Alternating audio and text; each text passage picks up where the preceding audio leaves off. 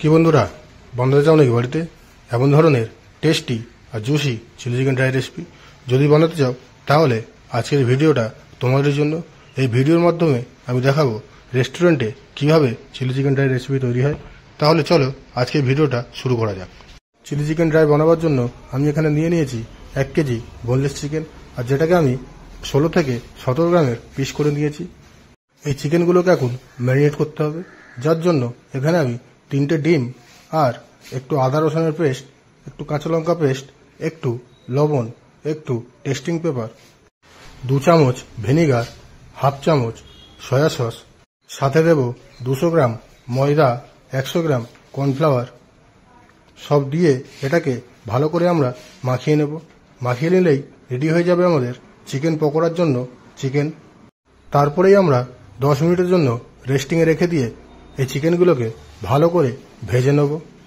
চিকেনগুলোকে ভাজার জন্য তেলটাকে আগে থেকেই মিডিয়াম ফ্লেমে গরম করে রেখেছিলাম, আর তার মধ্যে এক এক করে চিকেনগুলোকে ছেড়ে দেবো।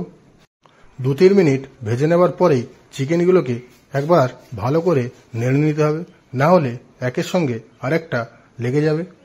চিকেনগুলো যতক্ষণ ভাজা হতে থাকবে ততক্ষণ চলো আমরা আরও কিছু জিনিস কাটাকাটি করে নিই। তো তার জন্য আমরা এখানে 4টে পেঁয়াজ নিয়ে নিয়েছি, আর এটাকে আমরা ডাইস করে কেটে নেব। তার সঙ্গে নিয়ে নেব একটা ক্যাপসিকাম, সেটাকেও ঠিক একইভাবে কেটে নেব। আর লাগবে কাঁচা লঙ্কা 8-10 পিস, এটাকে আমরা ঠিক এরম লম্বা লম্বাভাবে কেটে নেব। আরও যে জিনিসটা লাগবে আদা আর রসুন। আমরা এখানে আদা 50 গ্রাম আর রসুন 60 থেকে 70 গ্রাম মতো, এগুলোকে আমরা ভালো করে কুচিয়ে নেব। দেখো আমি ঠিক যেভাবে কুচাচ্ছি তোমরাও ঠিক সেইভাবেই কুচিয়ে নেবে। সবশেষে কিছুটা স্প্রিং অনিয়ন নিয়ে সেটাকেও আমরা ঠিক এইভাবে কেটে নেব।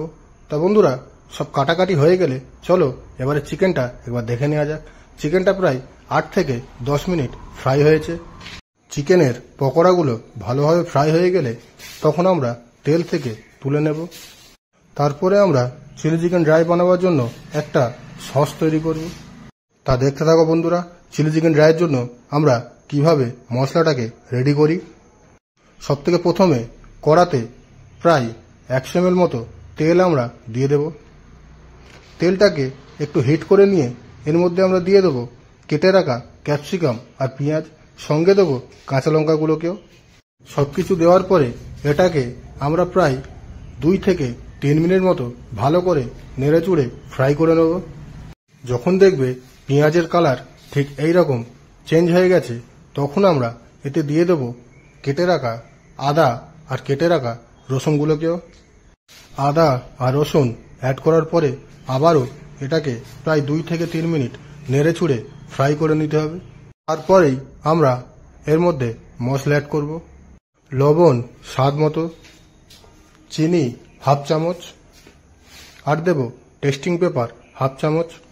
তারপরে অ্যাড করব সস, টমেটো সস 4 চামচের মতো, আর দেব রেড চিলি সস 2 থেকে 3 চামচ, ভিনিগার 3 চামচ, ডার্ক সয়া সস 2 চামচের মতো। সব কিছু অ্যাড করার পরে এটাকে আবারও 4 মিনিট মতো ভালো করে নেড়ে চুড়ে নিতে হবে। আমাদের চিলি চিকেন ড্রাইয়ের মশলা রেডি। এবারে আমরা চিকেনের যে পকোড়াগুলো ভেজে রেখেছিলাম সেগুলো এর মধ্যে দিয়ে দেব।